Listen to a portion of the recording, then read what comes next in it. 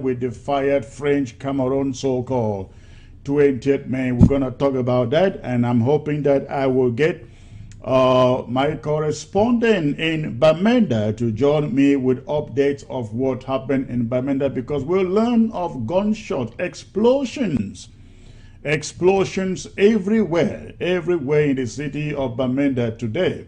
And in Moyoka, along Kumba Boya Road area, including a corner, there was also lots and lots of shooting, and the restoration forces actually sent, I think we learned, about 5 French Cameroon terrorist enemy soldiers into the mortuary, and they may never return.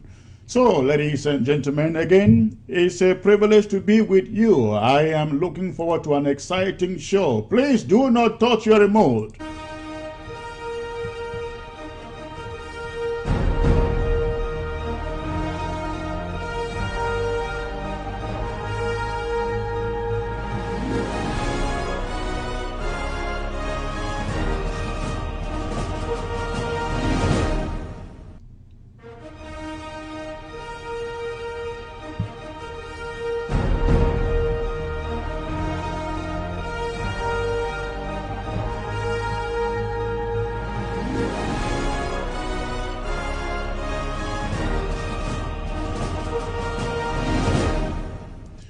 Welcome back once more, ladies and gentlemen, to this exciting broadcast day. Exciting broadcast day. As usual, I will expect you to go on, hit your share button. Let us quickly populate the platform.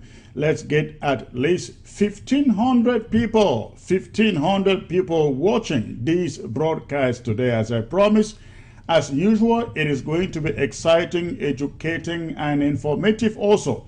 I shall be joined in a short while by Bishop John Egiawan, who is the Defense Secretary of your interim government. And later in the day, I will be joined by Intum Foyn, the one and only Intum Foyn Bo Herbert, who shall be joining me to talk about the dead and rising president of French Cameroon. And of course, we shall have an angle on the Swiss talks. Remember those that phone call from the Swiss Federation president to Paul Biya, the dead and rising Paul Biya. We shall be touching on that angle too. And of course, don't forget the Amber War Drive. The Amber War Drive will also be the subject of discussion. I am hoping also that my correspondent, whom I'm expecting to join from Bamenda, will be able to join, place the call, and join. So please quickly go on, hit your share button. I appreciate the pace at which the numbers are rising. Of course, I will also update you on the situation of Shufai. In fact, I think I want to start with that. But before I get there, let me see the Amazonians who are joining me. And I'd like to know if you are joining from ground zero. Let me know how Ghost Town was shut down look like in your city today. So please, if you are joining from ground zero, go ahead and leave me a message. Let me know how Ghost Town look like in your city today, ladies and gentlemen. In the meantime, go ahead and hit your share button. Go ahead and hit your share button. Let us quickly get 700 people in the next 3 minutes. We are almost 500, if not above, almost 500 right now. So please go ahead. Hit your share button. Go ahead, hit your share button. Give me 700 people here on the Facebook platform, and I will start this broadcast proper. Again, almost 500 already. If you are just joining, hit your share button. Hit your share button. I see Mercy in Joe. She says, hi, Secretary. I know. Thank you, Mercy Nzongo Alino. I also see you, and he says, Secretary Chris Matchfire, watching from Birmingham. United Kingdom. Thank you, sir. I am on board, sir. That is Destiny. new country. Absolutely. Also, who do I see? Desmond Elliott, a veteran on this platform. Please, ladies and gentlemen, I'm waiting for you to populate this ABC Facebook platform so I can come to you with this broadcast proper. Imelda Maintain, I see you. Becky Awa, there you go. Richard Abaiwe. Lukong Paul, watching from ground zero. Where is that, Paul? Where precisely on ground zero are you watching?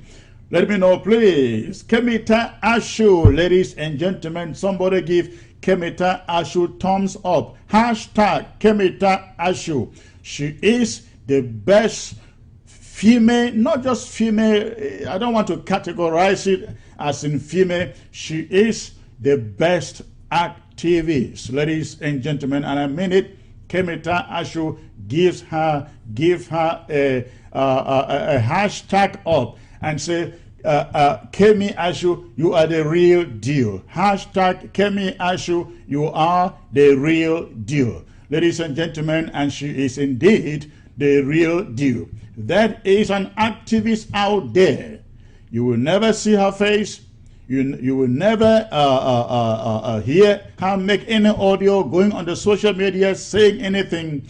But I'm telling you, when she writes, when she posts anything out there, be it on Twitter, on Facebook, you can take it to the bank that she got it right.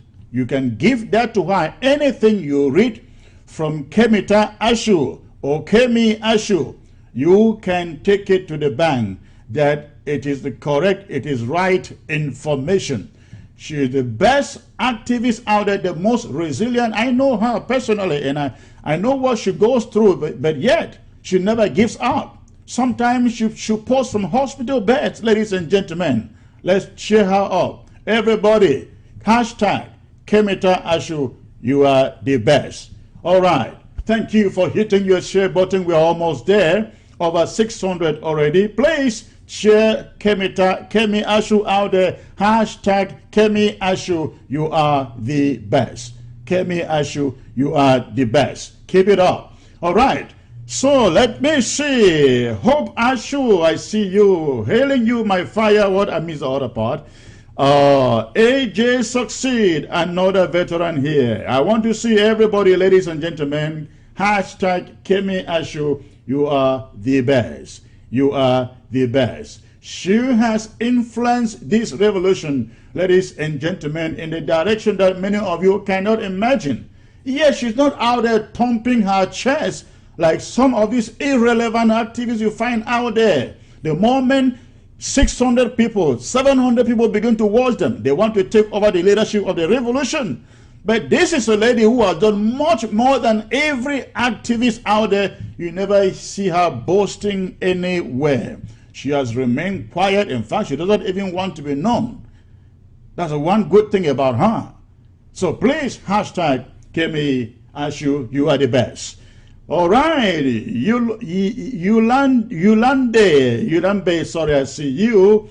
Sonny Sumelong, thank you, sir. Juliet Lake, thank you. Christy Penda, thank you. I see everybody is tagging Kemi Ashu. I appreciate that. Ochiba Achundo, yes, sir. I wonder Rose, Jungwa, Wilfred, Chris, I love you, and Kemita Ashu. Thank you, sir. I appreciate that. Okay, I see also Ingashu Verzikov, that Russian brother, Russian comrade, all the way from Bui, Kumbo. All right, Gladys Injengoa, I see you. Vivian Abidu, another veteran on this platform. Thank you, ladies and gentlemen. A few figures to go. Hit your share button as you join. Hit your share button as you join the platform on Facebook. On Facebook. Let's do so quickly so we can get into this broadcast proper. So we can get into the broadcast proper. Ladies and gentlemen, it's an exciting day. It is an exciting day to be here to bring you updates about our revolution. 3 days ago, we declared lockdown. 3 days ago, we declared a shutdown of Amazonia.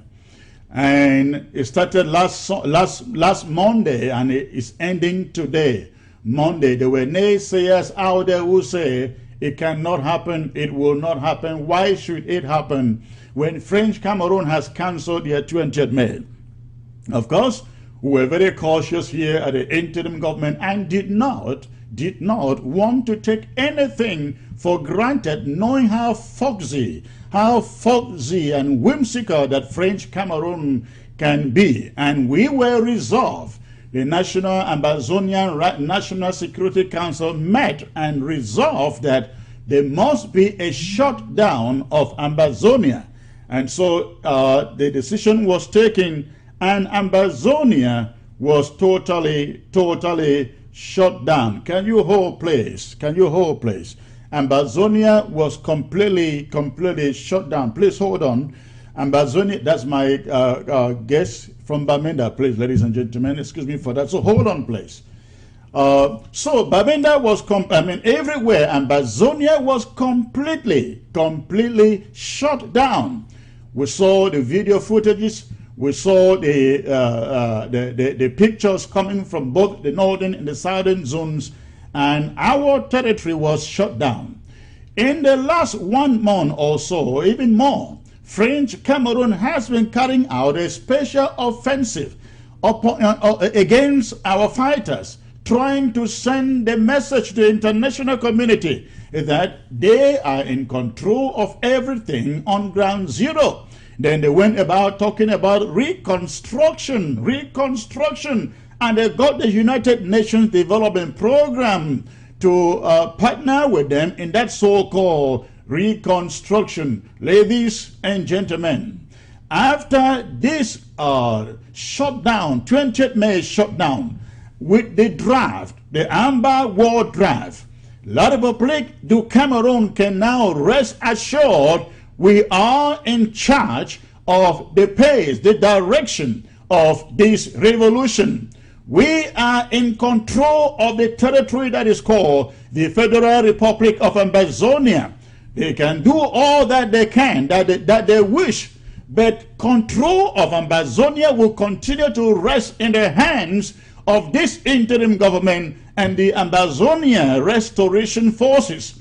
La République can do, let them invade every county, every local government, every town, village, and city in Amazonia. They will never again have control, have the final say. La République will never again have the final say upon what happened in our territory. We have succeeded to kill, to slaughter 11 February. We have also succeeded to slaughter, send to hell 20th May, and so shall it forever remain.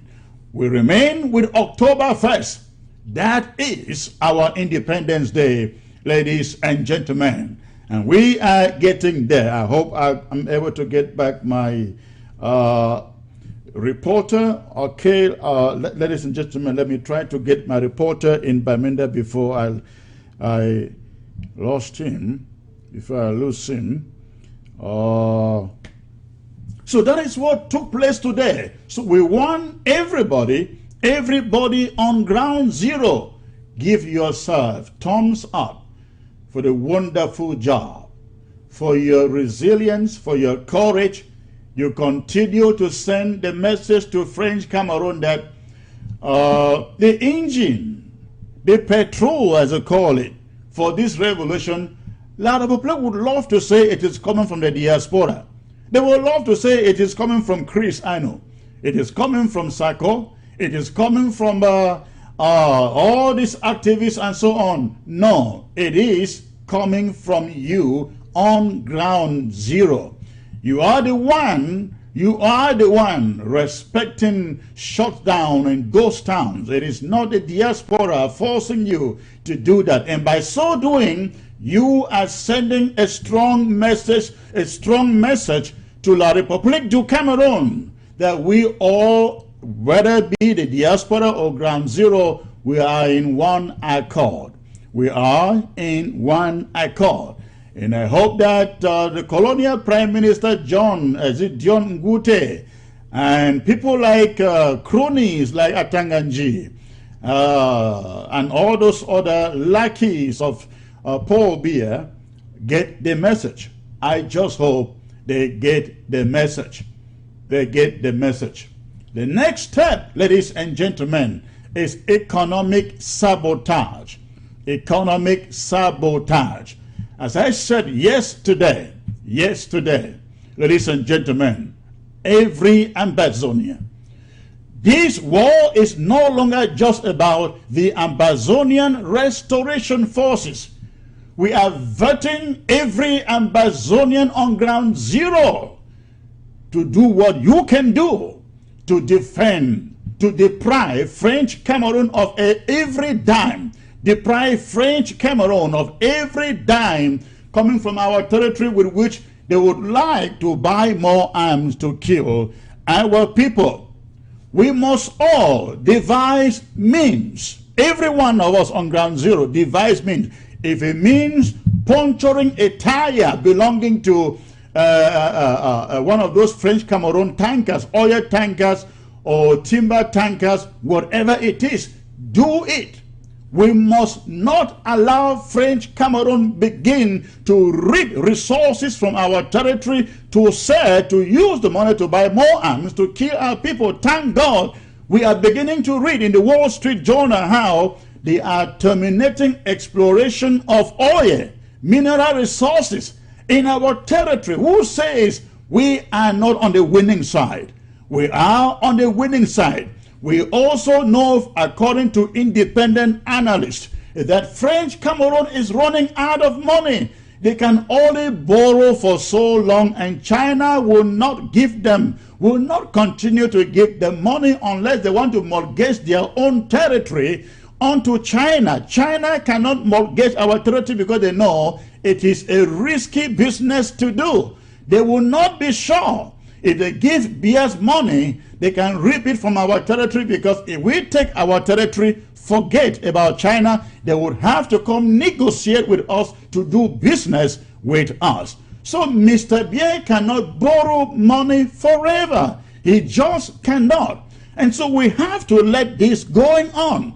Be it the CDC, be it Sonora, be it PAMO, we must make sure we shut down these institutions that feed French Cameroon, ladies and gentlemen, with billions of CFA francs every month with which to buy material, machine guns to kill our people. By the way, how many of you know this? How many of you know this? How many of you know that there are 14 board of directors, 14 board of directors in the CDC, ladies and gentlemen, 14 board of directors in the CDC. And guess what? Guess what? 11 are francophones, and they live in Yaoundé. Many of you do not know this. You only think that you think that only Sonora is loaded with francophones. No. The CDC has 14 board members. 14, 1-4. And 11 of them are francophones, and the 11 all live in Yaoundé. Now you will recall that only about a few months ago, or I think about a year ago, we were hearing rumors of the CDC headquarters being removed from Victoria to Yaoundé. The reason that plan was made is because of the 11 board members who live in Yaoundé. They felt that since a majority of them live in Yaoundé, it is better to move the office to Yaoundé so they don't have to drive to Victoria for any single meeting. It is only when, as I learned, it is only when popular agitation was raised, resistance was raised, that they stopped that exercise, they stopped the project.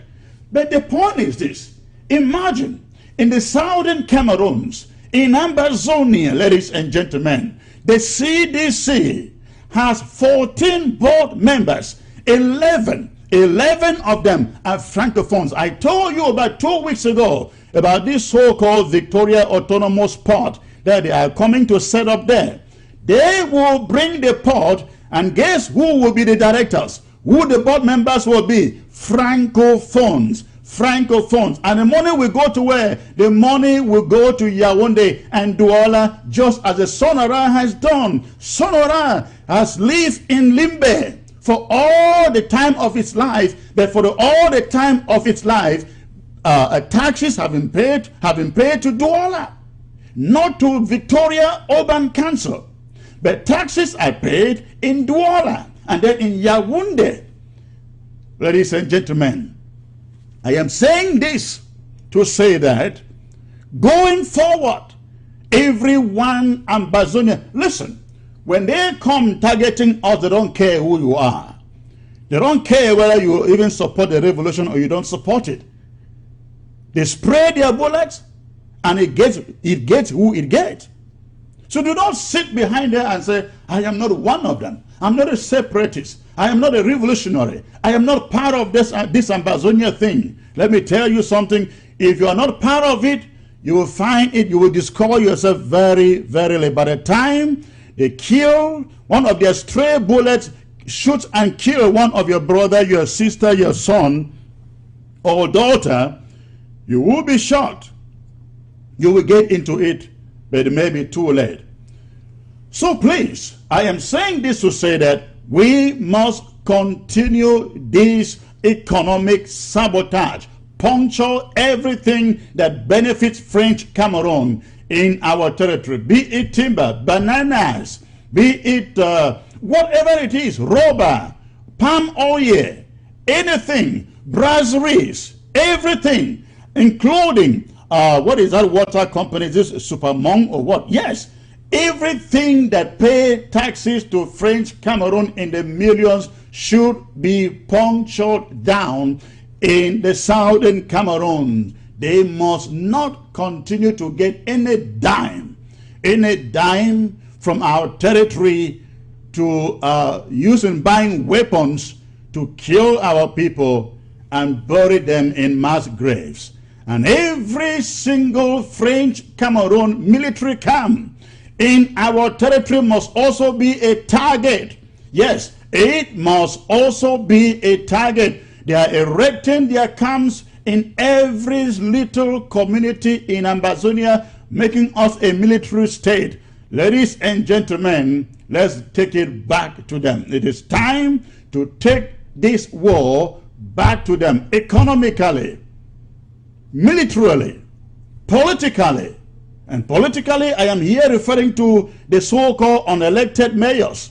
The unelected mayors, councillors, parliamentarians, senators, none of them represent Ambazonia. In fact, they are the reason we are struggling, we are suffering. This war would have been over if our parliamentarians and our senators walked away from that house, as they did in 1953 in Nigeria.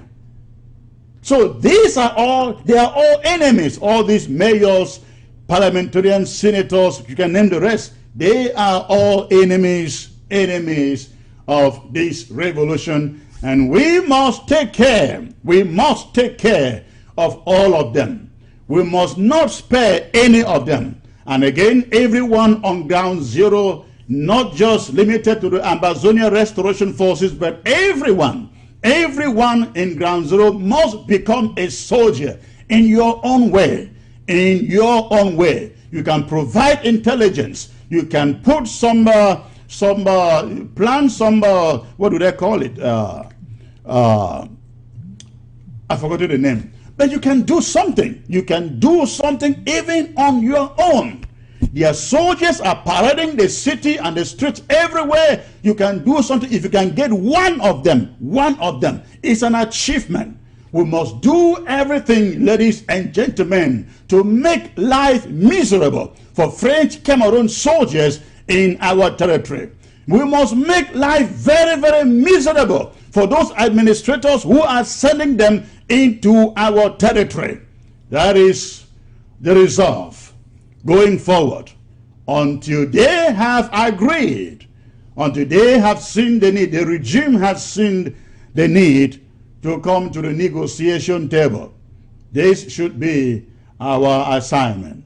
This must remain our assignment, ladies and gentlemen. At this moment, I want to bring in my guest, who is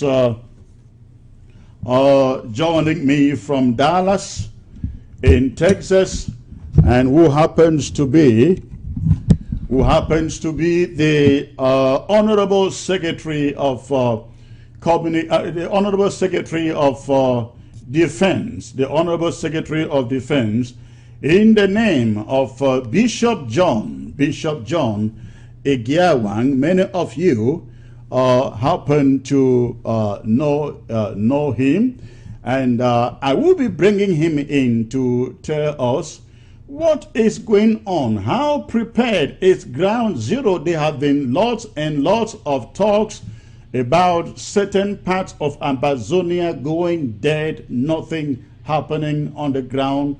I brought him here today to throw more light on what lies ahead. What is his department doing? What is his department doing to make sure that Ground Zero remains hot? And I mean very, very hot. Bishop John, it's a privilege to have you here, sir. Good afternoon. Good afternoon, Secretary Chris, and good afternoon, the good people of Amazonia and all the guests that are watching from all over the world. Thank you. Thank you. It's a wonderful thing to have you on this very special day. This special day being 20th May, a day that we have all rejected, a day that we consider an abomination forced upon us in Amazonia. A day that if we had our means, we will be at war against every French Cameroon soldier on the ground. When I mean having our means, I mean fighting them street to street, door to door, city to city.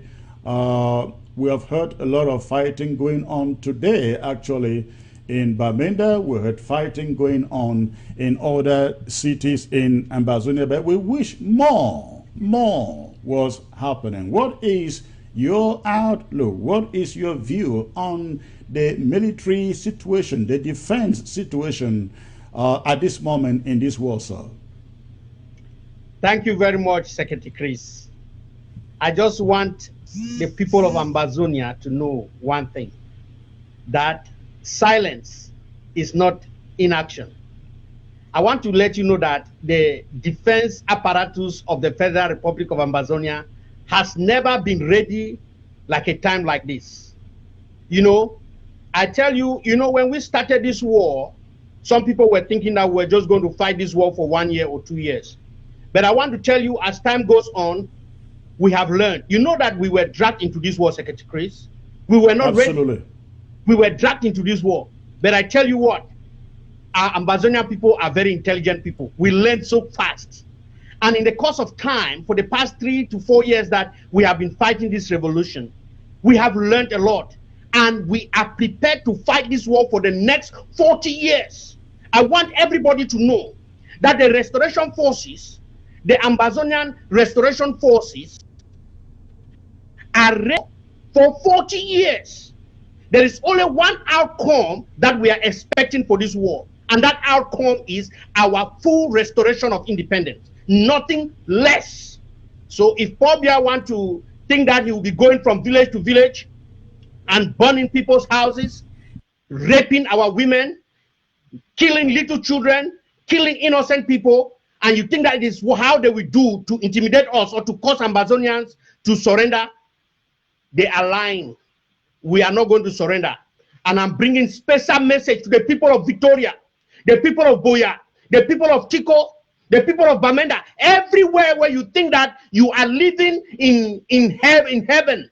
Let me tell you, your time is coming. We have just given you a taste of the power of what we are capable of doing. Amazonia is our land, and we have the mastery and the power over our land. And Secretary Chris, you will see it. You will see what the restoration forces will do. Silence is not inaction. So people are thinking, hey, Nothing. I just want to tell you, Secretary Chris, to answer, give you the short answer to that your question is that we are never prepared. I mean, we are more prepared than ever before to take this war for 40 years. I think our people should be very, very excited to be hearing this. Bishop John, I will put you on hold a little bit and get my correspondent in Bamenda, whom I missed. So please stay put there. Let me see I can get back to you if I can get a good connection here. I'm just getting him. I got him calling in, but the connection doesn't seem to be good. Let's see if we can establish a good connection. So let's go on here. There have been lots and lots of talks of Biya, Victoria. Recently in Kumba, we see Kumba, Ekona, Moyoka quite active. But Biya, Victoria, Manfe too. Manfe has been quite active, kind of being resurrected. I mean, Manu in particular, being resurrected. But Indian, Fako, I'm talking of Victoria, Tiko, Mutengene, Biya. They used to, Biya, my 16, my 4, Mutengene, these Munya, they used to be hotbed area. But of late, people are very concerned that very little is happening there. Yes, I understand, Secretary Chris. Like I told you, we have been learning. You know, we had a lot of casualties in some of these urban area, but we had to retreat and regroup and plan. You have just seen the taste of what happened in Victoria recently. And that's just to test some of the capabilities that we have. And we have evolved. And I'm not going to spill it out here because the element of surprise is what is so sweet in a war like this. We want to reserve the right to the element of surprise. But I want to assure you and assure the people of Ambazonia that what you see is not what really is happening. A lot has been happening in the background. We have studied La Republique, and we have studied their tactics, and we have also adapted. And like I said, we are ready to take them on everywhere in Ambazonia. No place will be left untouched. And so we are ordering all those people, colonial masters, colonial servants, enablers, citizens of La Republique du Cameroon who are taking advantage of our land. We have ordered you to leave Ambazonia, and we have given you a very, very long rope to leave. Do not blame anybody when it starts raining on you. When it starts raining on you, do not blame anybody. We have the capability now to turn Ambazonia into red smoke. So I am telling everybody who is not supposed to be in Ambazonia to find their way and leave Ambazonia alone. So, Secretary Chris, those areas you have just named, we have been planning on how to fight in those areas. And we are ready to fight in those areas. La Republique can do whatever they do. Okay. It will not stop us from doing what we have to do. That is great. You also hear stories like, oh, lots of our soldiers have surrendered.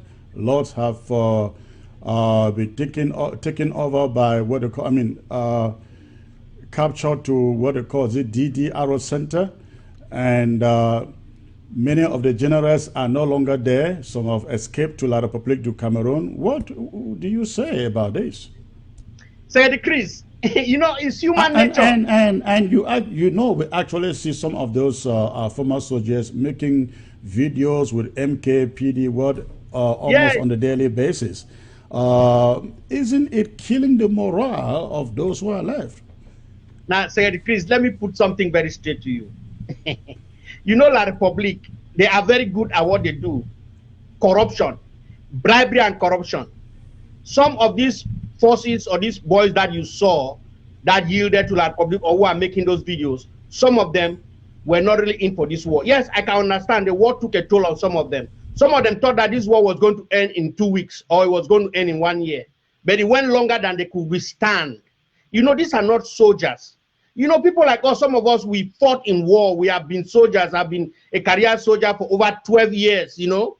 You know, so we know what war is, but some of these our boys came into this war, they were not ready. So some of these take them by surprise. But many of them have been bribed. They have been deceived that they are going to have 100 million, they are going to have 25 million, they are going to have 30 million, and they decide to sell their soul and they sell their nation for money. That's what some of them are crying because what La Republic promised them is not even giving. La Republic is not even able to pay their workers. We have caused La Republic to be bleeding blood. They are bleeding blood and money. You know, La Republic is so broke.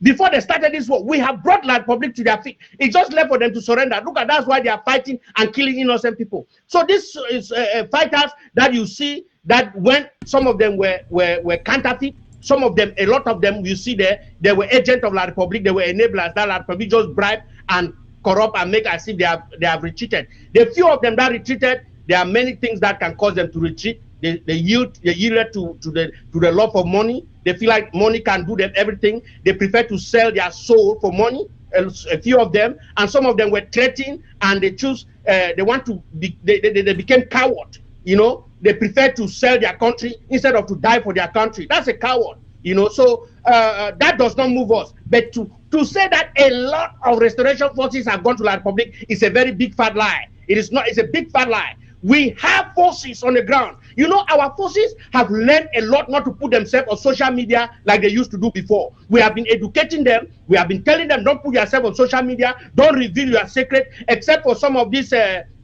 flippant activists who want to leak every secret. You know, Ambazonia has become like people who are so hungry for information, and if they don't have the information, they become like sick. They become sick and even cause problem. Look, I want to tell Ambazonia, please don't become that kind of way with information. Some information you will not know, and do not push it. Do not push it to try to know some information, because the element of surprise is what we are trying to reserve for ourselves, and is what we have against La République du Cameroon, because now they think that they know us. Secretary Chris, I am telling you that there are things that we are doing. We are even training our people in their nose, inside their bedroom. We are training our people, but they don't know. You know, they are coming and looking all over everywhere in Ambazonia. But this, I want them. Let me tell you, a surprise is waiting for them, Secretary Chris. Well, that is very encouraging to hear. I hope Ground Zero is excited with what they're hearing from you, and I really look forward to that happening. Let's talk about logistics, because it's been a while.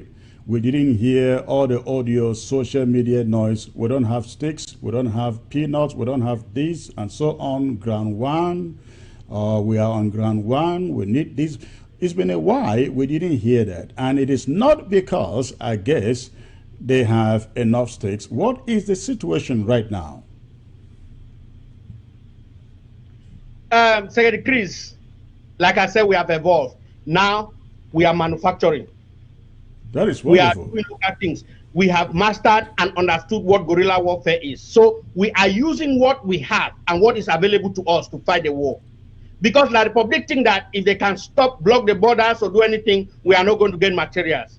But we have been in the war for long, and we have adapted, and we have started making our own things. We have started use what is locally available to us. We have started creating our own things. That's why you don't see a lot of those complaints, you know. So we are even getting better, Secretary Chris. That's why.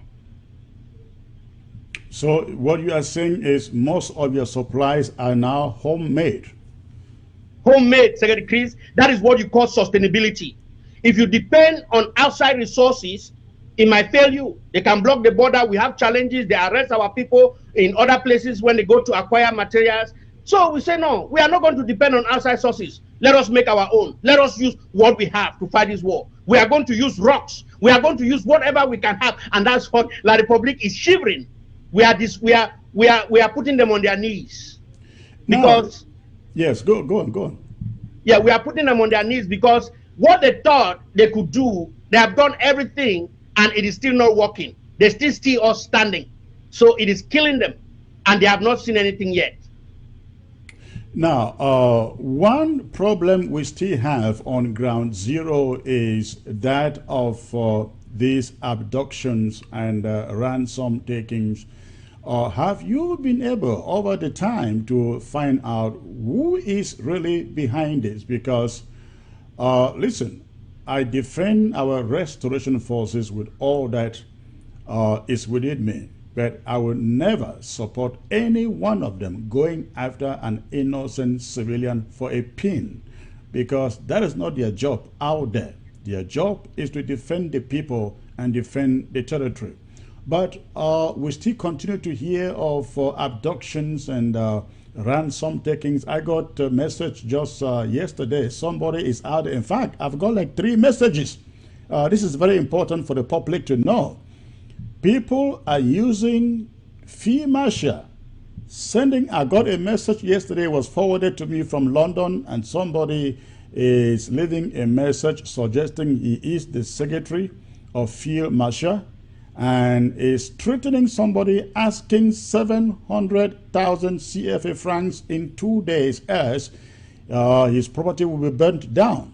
I got another phone call, I think about 3 weeks ago in the night. Somebody was on the line with a lady in Austin pretending to be Field Marshal and was asking this lady to support them. It is raining in the bush. They need rain boots and they need some canopies.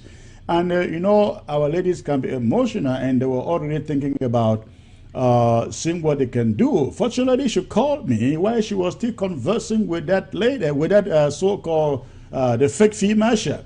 And I called, and guess what? Of course, it wasn't Field Marshal. So these things are still going on: abductions, kidnappings, stealings, torture. What are you trying to do with the NSC to find solutions to this? Because our people must not suffer any pain from the hands of our own boys. Secretary Chris, I have a few things to say about what you are saying, because, like you said, it remains a very big problem. But let me clarify the Ambazonia people, and I'm going to have an advice to give the Ambazonia people.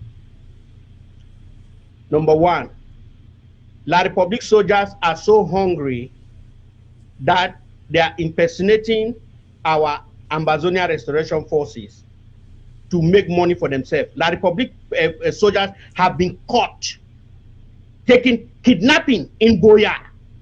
In my 16, they have been caught kidnapping people and taking ransom. Secretary Chris, the La Republique government is not even able to pay all their soldiers. And so they have to do all these things to survive. Some of them are using this war to get themselves, to enrich themselves. La Republique has lost control. What a reckless regime. That's number one. Number two, Secretary Chris, we have enablers, agents of La Republique that have been hired to sabotage our war. You know them. People who, instead of fighting La Republique, they are fighting our Ambazonia restoration forces and fighting our civilians. The Ambazonian restoration forces, the ARFs, they do not attack civilians. If they come to a civilian and they need any support from a civilian, they ask quietly, and they do not impose on the civilian what they have to give them. They just ask for support. If you have, you give. You have, you don't have, you don't give, because the Ambazonian restoration forces know that their support is dependent on these people. That's why you see La Republique also knows this, and that's why you see La Republique is terrorizing the civilian population, because they know that this civilian population are working hand in hand with our people.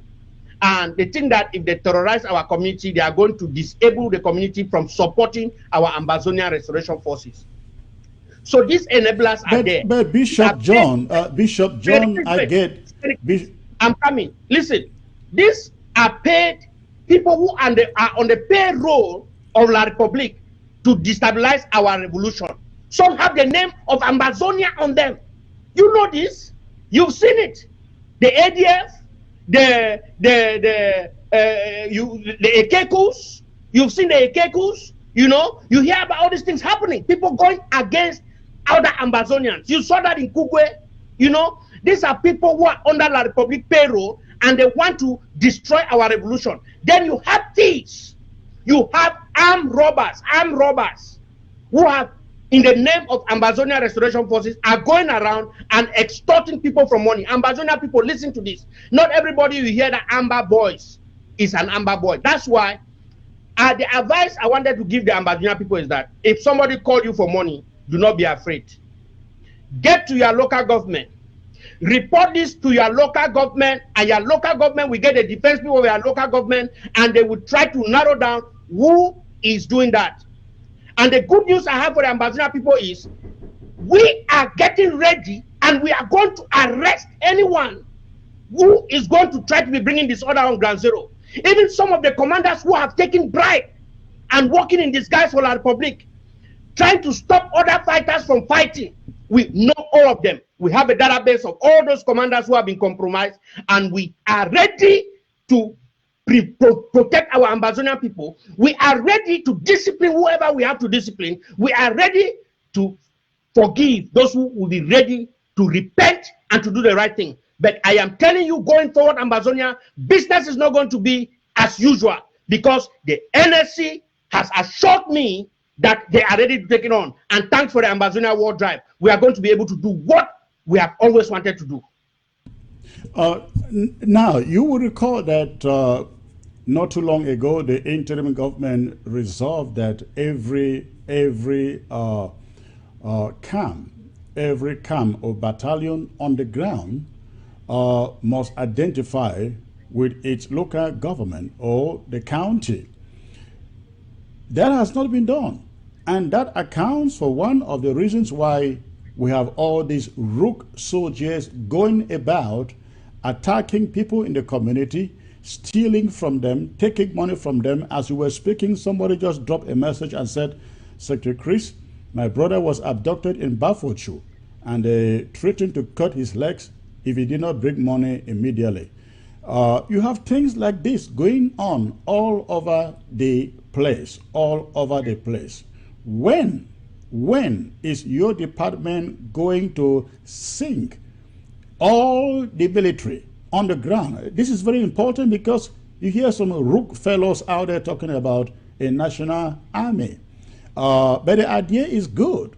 When is your department going to make sure that all the fighters on the ground identify with their local government, county leadership, so that when things happen, we can ask the people to look up to their county leaders, and not people calling Chris I know every night, calling Egiawang every night, or trying to get to Dr. Sako every day. Is that going to happen? It's a great thing to have a national army. It doesn't have to be called national army, but an army that is all inclusive. Secretary Chris, I'm not going to be giving you strategies out here if that's what you are trying to lure me to tell you. Or no, to tell not you. really. Just listen to me very well. I'm not going to tell you details of what we are. Like I tell you, we reserve the element of surprise to us. But we have been warning all the restoration fighters on ground zero. They have the ground rules that we are prepared, and we have always updated the ground rules. They have the creed of the restoration forces of Ambazonia. They have the creed. All those defense forces and local government, they have this. And the local government, they have gotten the message from our commander-in-chief, His Excellency Dr. Samuel Ekomesako, that he wants every local government to be constituted and every county self-defense to be constituted, because he wants them to prosecute this war like never before. And they have had orders to be able to unite and to rally all those forces on the ground, and to make sure they are all under the command of the NSC, and they are able to do exactly as the NSC is ordering them. Because remember, NSC is having people who have so much experience in this war, and you have some military people with military backgrounds and experts who are there advising, and the advice that we are giving are advice that are international standard, advice that respect human rights, advice that will help promote our fight for restoration. So we are encouraging every restoration fighter out there to rally behind their local government and their counties, to make sure they are falling under that command. Now, there's something, Secretary Chris. We still have some Ambazonians who are very stubborn, and they go in the back and they give money. They start giving some soldiers or some fighters or commanders money on ground zero. And they start to influence these commanders and these people to do certain things for them. And some of them are even having their personal vendetta. I have had a situation where somebody has given a commander money and tell them to go and arrest somebody because of some family issue. because of family issue, because of farmland. Some of them have taken people's land and farms.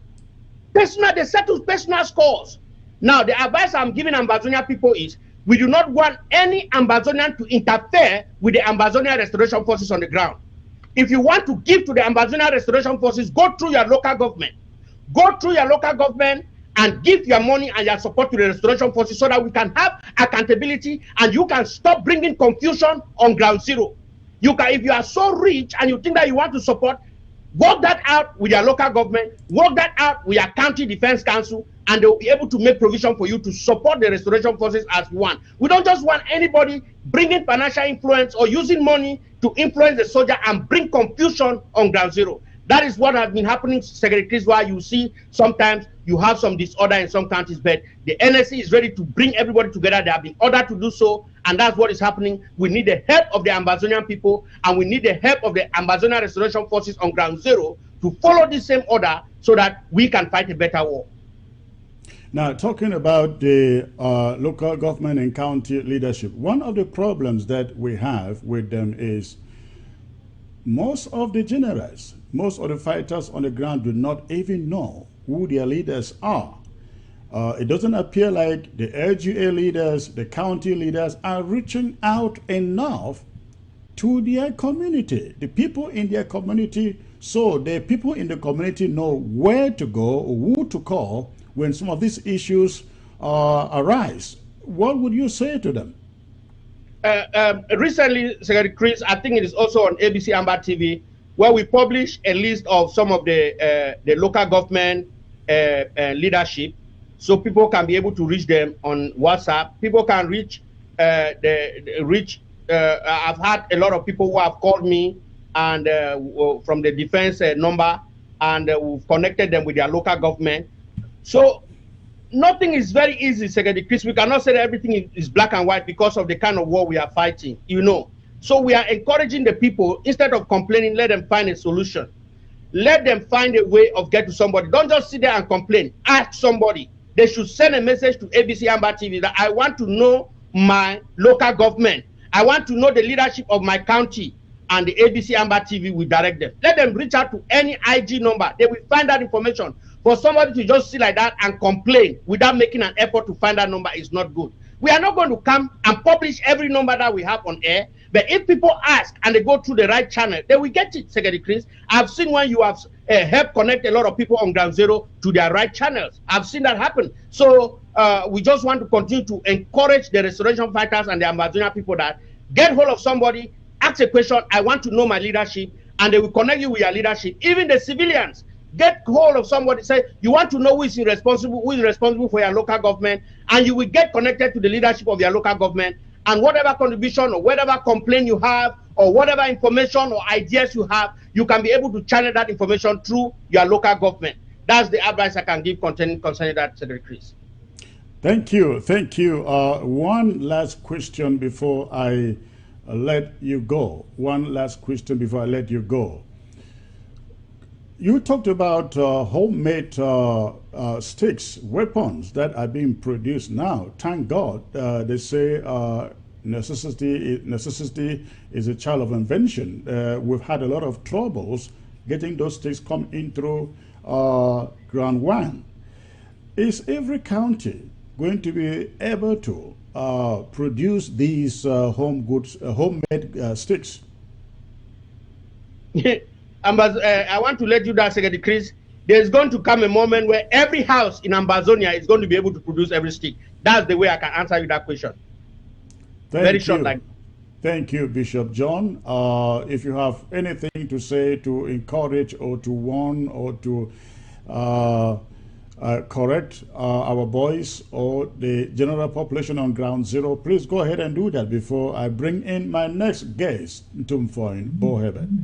Okay, yes, Secretary Chris, I have an advice to our restoration forces. I want to say that we appreciate what they are doing on the ground. They are making a lot of sacrifices. They should understand that we are behind them and we are doing everything possible to make sure we are equipping them and meeting their needs. We understand of some of the needs that they incur on there. Every other department is getting ready and is preparing and we have been preparing to be able to address all the different needs in the different domains that there are. What I want to advise is that they should never and never be tempted to go against the civilians that they are responsible of protecting. You should never force the civilian. You should never do anything. If there's anything, do not take matters on your own hand. If there's any civilian who go against the law, arrest that civilian and let that civilian be judged appropriately. Do not take matters into your hand. Commanders should not become involved into farm matters, into land matters. Don't get involved into political matters. The military is the military. Remain with your military mission and continue to protect the people of Ambazonia. Please, do not torment the people of Ambazonia. Do not become a judge or a chief in a county, because you can hold a gun. I am advising you, do not become a custodian of property that belongs to the local government. Let the local government administration handle that matter. Whatever the local government thinks that they can put in your hand, they will give it to you. So I'm also calling on those commanders who are solo, who are not under any local government or who are not receiving, please reach out to us and just be patient. We will attend to you and we will try to do everything to make sure you are connected with your local government. Don't take matters into your hands. Don't take matters into your hands. Treat your civilians very well, because these civilians are your eyes, they are your ears, and they are your protection. You should treat them very well. When you treat them very well, you will do the right thing. And then also for commanders, look, if you are tired of fighting, you should let somebody know that you are tired of fighting, and so you can promote somebody to take over you and lead the fight. Do not sit on that title because you are a commander and you are preventing other fighters from going to fight.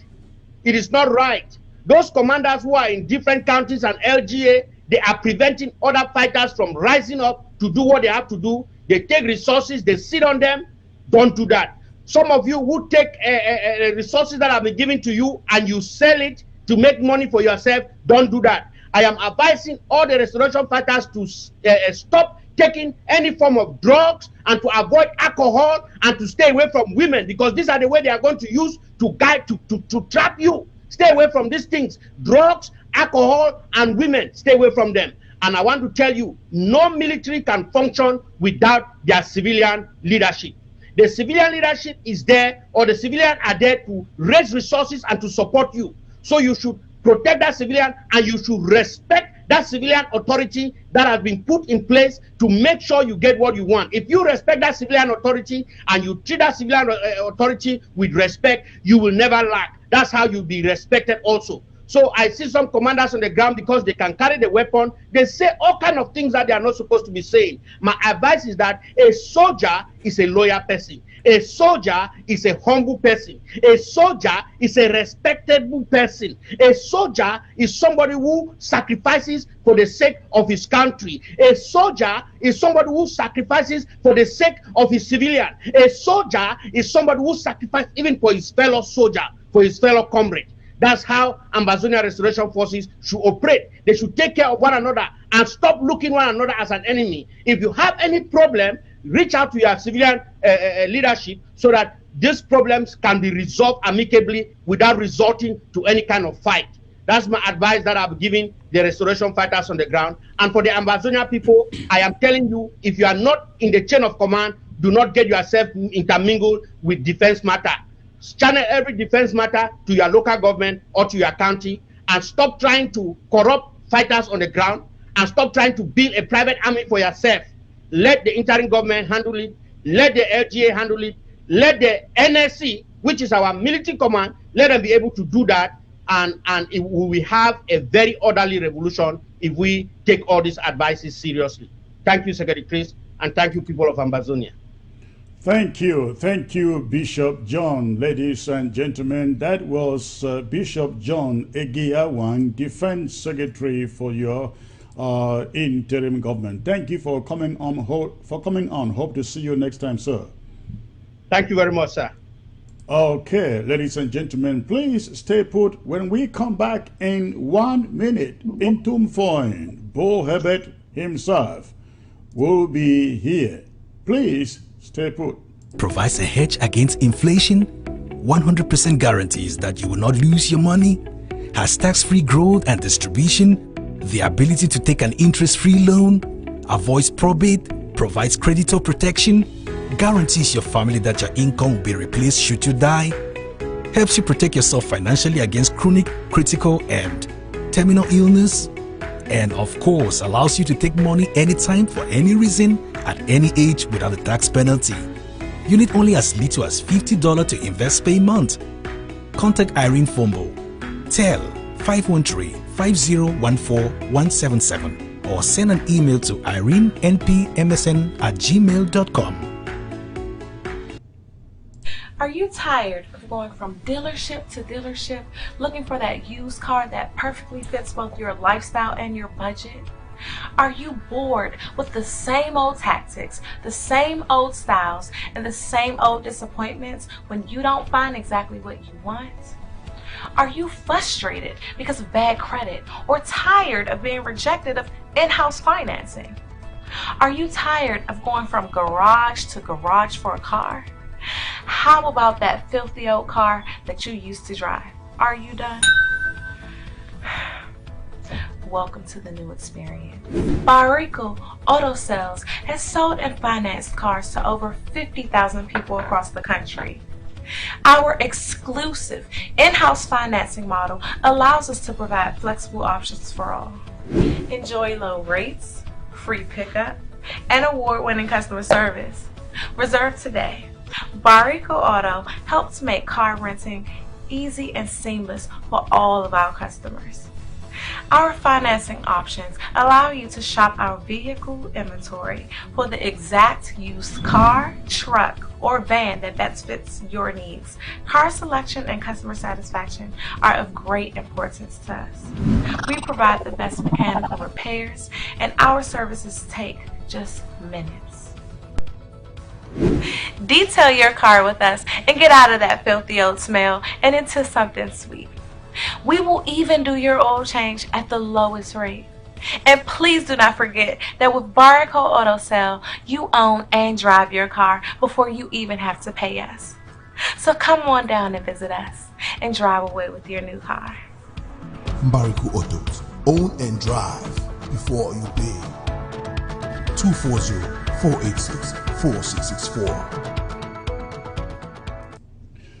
Welcome back, ladies and gentlemen. Is Paul Biya dead or alive? Is Paul Biya dead or alive?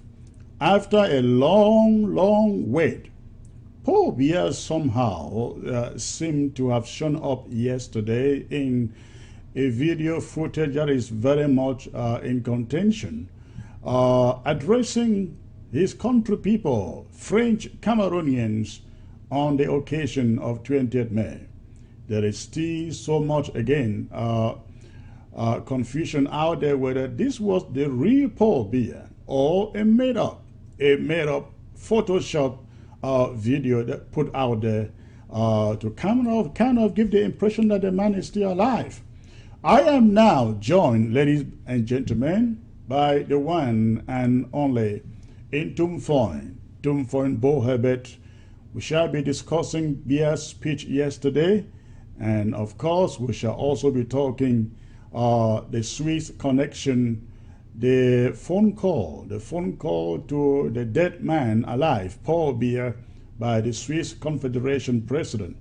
And we will look forward to what lies ahead going forward from today. Intumfoin, it's again a pleasure to have you here, sir. A big pleasure to be with you, Chris. Thank you.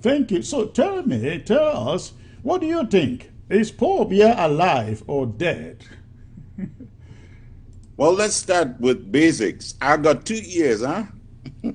I think you can see both of my ears. I can see both of your ears, but I also see Biya's both ears. I didn't see both. I mean, there's a big story about, you remember Mike Tyson biting off somebody's ear? Correct. You know, he ended up being the man of the year at the end of the year.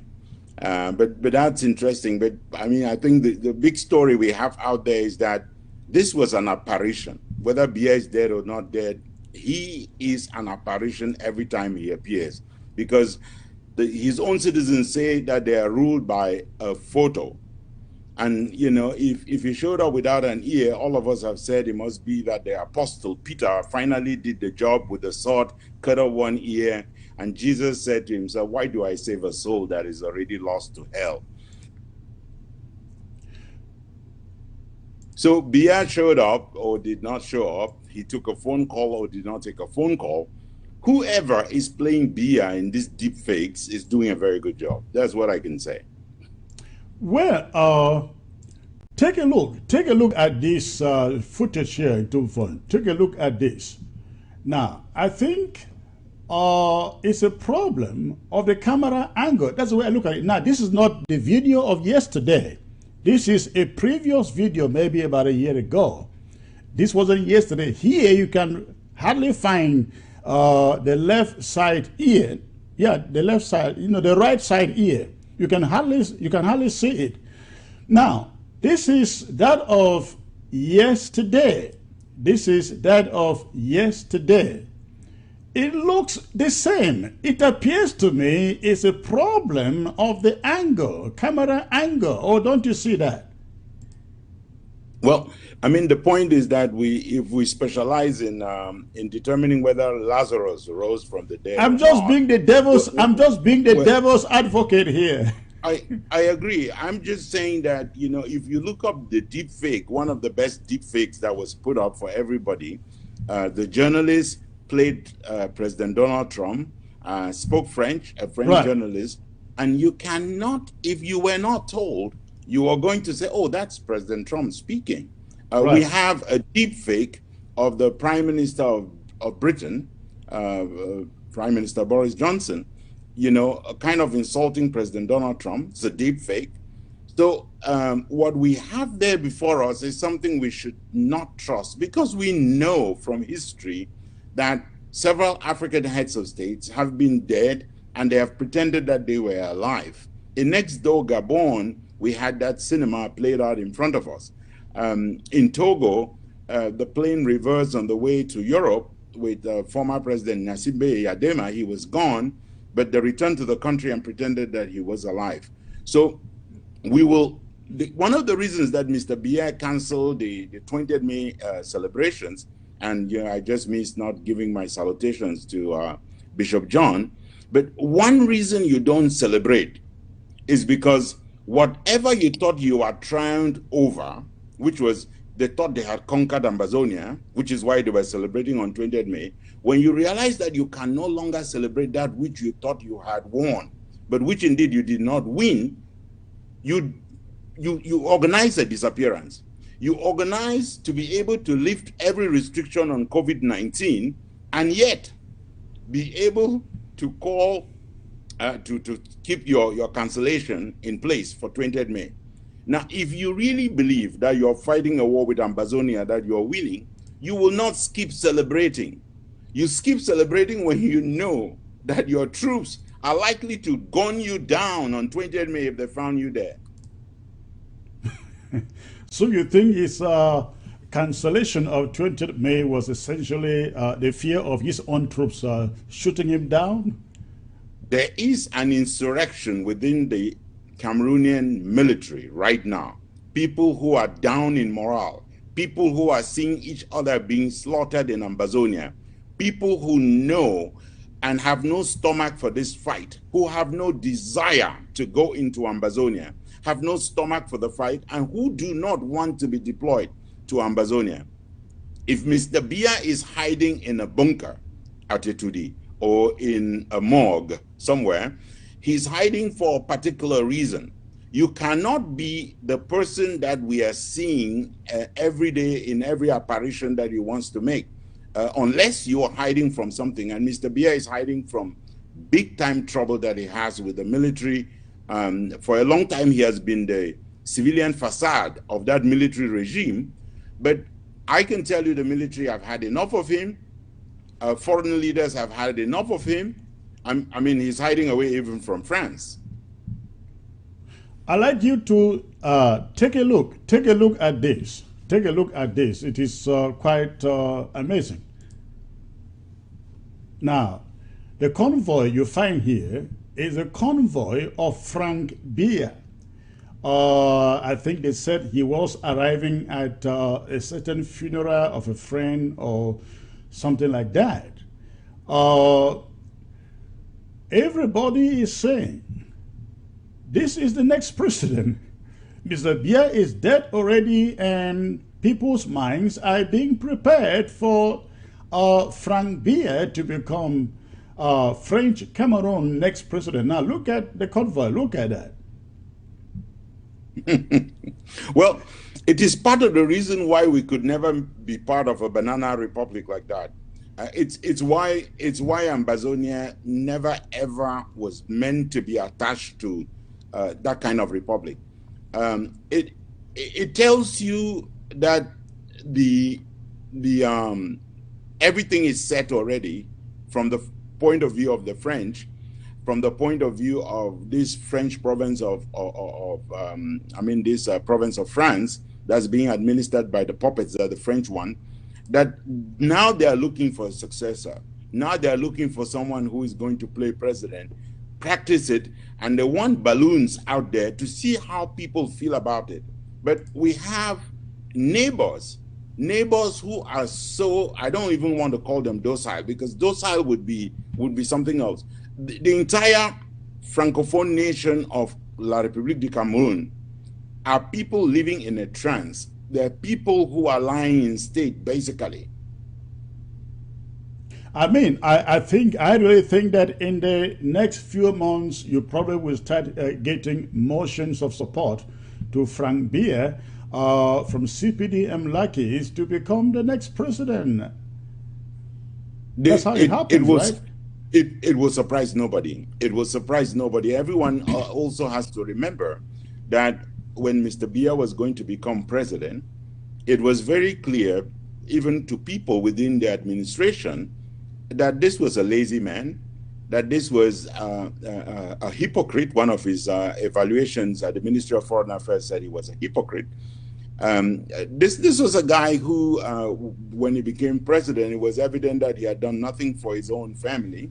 And a friend of ours in journalism famously said, if he did nothing for his family, I don't want to put him in danger, but if he did nothing for his family, including his mother, he's not going to do it for Cameroon. My God, he was right. And this was a prediction at the time when everybody was drunk with beer. So the French have a way of doing this. They have done it in Gabon. They have done it in Togo. I think they were hoping that Foya in Nyasimbe was going to do the same thing to the people of Togo, and it has not worked.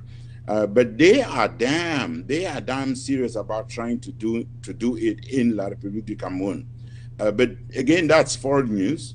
And a country that surrenders itself to be ruled by a militia, by a Fangbulu Beti militia, you just have to say they deserve what they're getting. If they did not deserve it, then every citizen of La République du Cameroun should find a gun and chase those people out of there. Now let's get back to the 20th May. Did you get anything from Biya's speech if you did listen to it? And not only that, I think prior to this, Francophones, the Bars movement declared a ghost town nationwide in French Cameroon, but we saw nothing. We declared shutdown in Ambazonia to stop 20th May. We saw it happen. We saw the people standing up to it. Did you get Biya's message? And if you did, what are your remarks about it? Two small things. Number one is I make it a duty to listen to what the enemy is saying, because I believe that it helps us plan what to do next. So I torture myself every time to listen to Mr. Biya.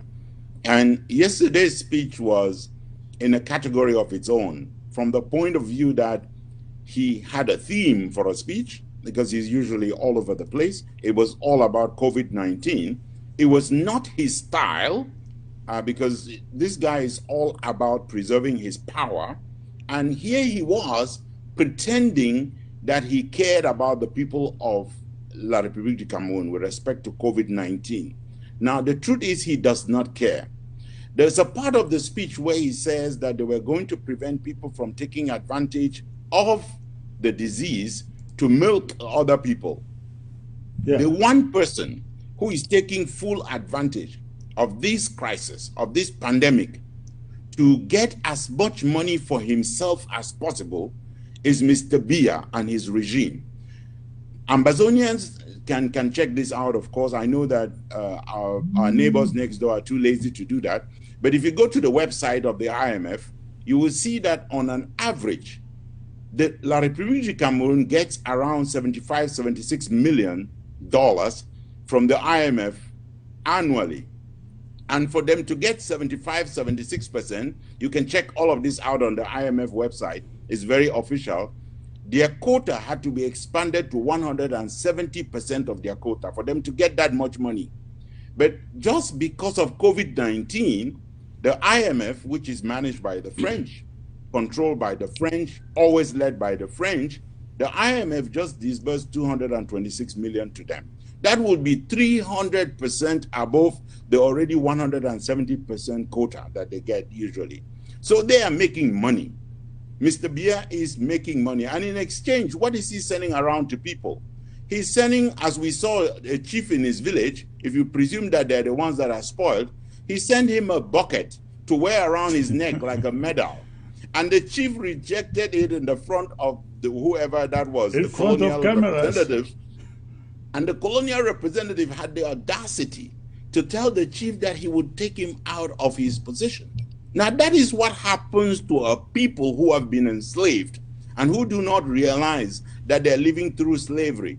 The chief was right to tell the colonial appointee to go and tell Mr. Biya that he does not want to play a role in Ferdinand Oyono's The Old Man and the Medal. He doesn't want to have any of this nonsense. There are things they need, and the things they need do not include a rubber bucket that will not carry water for 2 days before it's broken up. That stuff cannot live in a regular African kitchen where we have fire. So Mr. Biya is taking $226 million from the IMF. He's waiting to go to the Paris Club to ask for debt relief, which he was rejected. I mean, they rejected debt relief to Mr. Biya at the IMF and the World Bank. But he's going to the Paris Club where he can get the big deal. He's going to be able to get a big deal because the French will arrange that big deal. It will be debt relief from all multilaterals. That's what he's looking for. That's the only thing that is of interest to Mr. Biya. This is a guy who managed, in the middle of the war that's going on in Ambazonia, he managed with the support of the French to go and disburse additional money from the African Development Bank on the grounds, he said, that he's tarring the ring road. If anybody remembers, in February of 1983, Mr. Biya told everyone in Bamenda that he was going to personally supervise the tarring of the ring road. I can see his ghosts doing that. I can see his cops doing it. You know, it is actually in record that the ring road has been tarred and completed. But if you look at the loan that was provided by the African Development Bank, it says that it is the third phase of the road. Third phase. People of Ambazonia, third phase. So you can see the extent to which this is business for Mr. Biya. One reason that he lifted the restrictions on COVID-19, and he mentioned this in his speech, is because Mr. Biya would want Ambazonians and La République citizens to be infected, to be so badly infected that the trial vaccines will have to come to La République so he can make the maximum amount of money. He was already indicating it when he said that as soon as a vaccine became available, he will make sure this guy who has never cared about anybody, he will make sure that they get it. Yeah. Well, he's making sure that they die. That's what he's doing. Now, what do you make of the announcement, the story in the Wall Street Journal that French Cameroon is suspending all mineral exploration in Ambazonia? They are beginning to have a toll on their finances in this war, isn't it? They understand the message. They don't have any business with Ambazonia. It's part of the reason why I told you they have nothing to celebrate on 20th May. They are not suspending. all those companies have gotten the message from Ambazonians that if you do business here, we will drag you to court, we will make you pay for abating and aiding genocide. And those companies have pulled out. Those companies have decided we are not going to go in here and drag our name in mud. Last week, they were putting out a bid calling for the production of thermal electricity in the city of Victoria, 350 megawatts of thermal electricity based on gas. Well, the oil and gas project that they signed, 1.5 billion with New Age, that is off the off stream. They don't have any intention to come up, show up and do anything with it. And all of this cinema is going on while the French are trying to advertise a message to the world that, as you see, we are going to withdraw with the CFA franc. We are going to cancel it. It no longer exists. Go back again and see the plans that are being made. And if I just stay with oil, with Sonara burned down, with oil suspension, go and read the website of the IMF. They will tell you that the oil sector in Cameroon was going to grow by 6 percentage points. 6 percentage points. And this was a report that was issued when they knew that Sonara was burned down already. When they knew that all of these gas projects were in trouble. They also said that the economy of Cameroon was going to grow by 4.1%. By comparison, the US economy has been growing at a lazy kind of 2%. But they're trying to tell you that the economy of the last country on earth is growing at a speed double the economy of the United States, and that their oil sector is probably growing faster than the one of Saudi Arabia. If you want to believe them, you have to believe also that Mr. Biya is 14 years old. Now let's talk about again the 20th May. Just a few months, I would say about a month before 20th May, French Cameroon really wanted everybody be outside of the country or in the country to get the message that they were now in control of everything on the ground. But then we came in, we announced a shutdown for 20th May. Now I think they should really be wondering and thinking, are we really in control? I guess it was in respect of that he picked the phone from the Swiss Confederation president and promised going to the Swiss negotiations. What would you say about the resilience of Ambazonians? I mean, ground zero Ambazonians. Look, those of you on ground zero, Secretary Chris, our business is to tell our people that they are heroes. You are investing in blood, you are investing in sweat, you are investing in money, you are investing in resources, you are making the sacrifice that needs to be made for our people to walk free, for them to have dignity, for them to have the independence that they deserve and that was stolen from them. That resilience is never going to go away. The one thing that Mr. Biya should take to the bank is that we can even give him military victory, because he declares it at some point. You know, President George Bush of the United States declared military victory a few weeks after they invaded Iraq and Afghanistan. They're still fighting those wars right now. Israel famously said that they fought a 7-day war and that they defeated the Arabs and the Palestinians. The war is still on today. There will never be victory for La République du Cameroun in Ambazonia. Even if they have killed everybody, the people in the graves will fight this war, and La République will never win it. So they better get the message. If they don't get it, they're going to be in trouble. Now, with respect to the phone call with the Swiss president, what I believe is that Mr. Biya has received a message which they are trying not to tell everyone.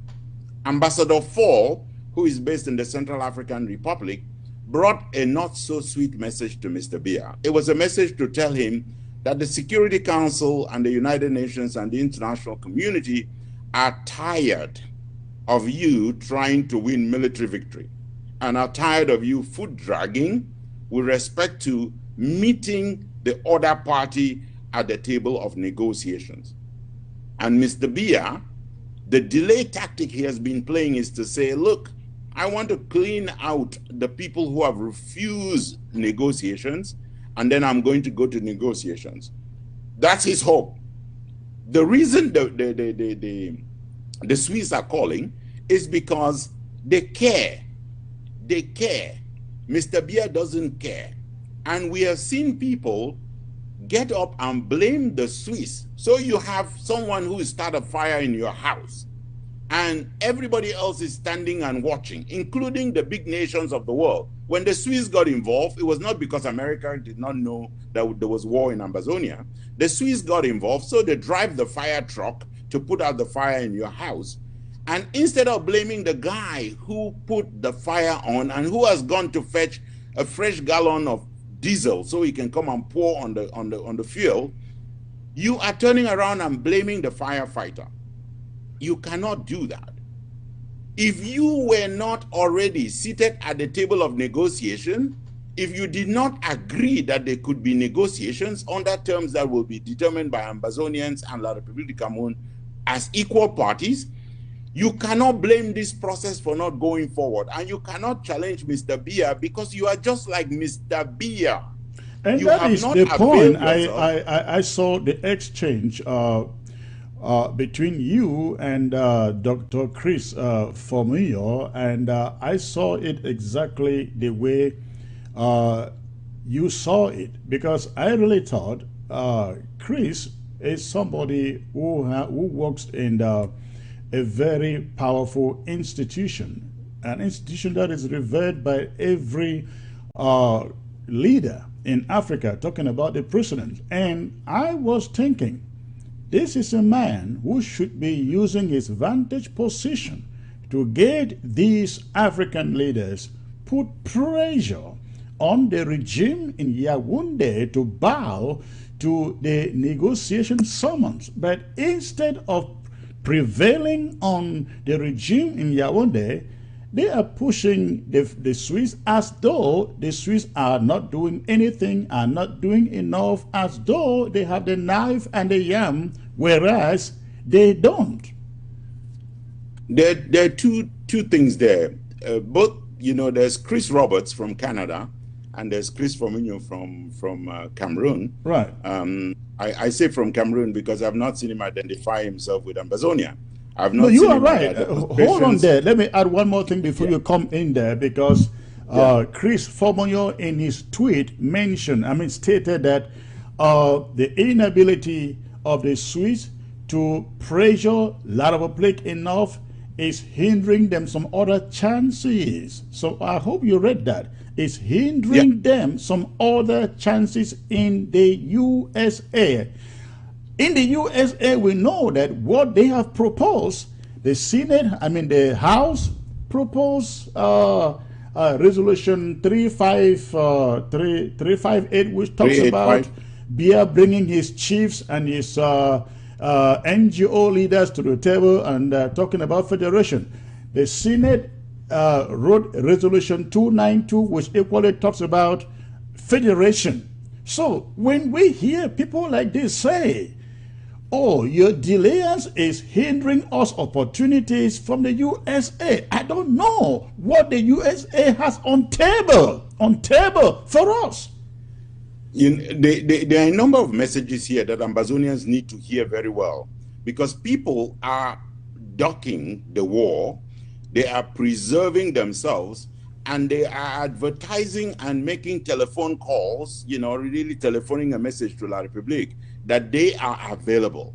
I am available to help you. I'm available. If you want a minister who is, you can manipulate, someone who is going to be not as radical as this other, Ambazonians, I'm available. This is the kind of messages that people are telephoning, where people are saying, from Foggy Bottom, we can resolve the problem, when they are as distant from Foggy Bottom as possible. People who have shown ambition to run for president of La République du Cameroun will not be defending Ambazonia. And you saw someone like Chris Roberts from Canada, who participated in that webinar with Chris Formiyo.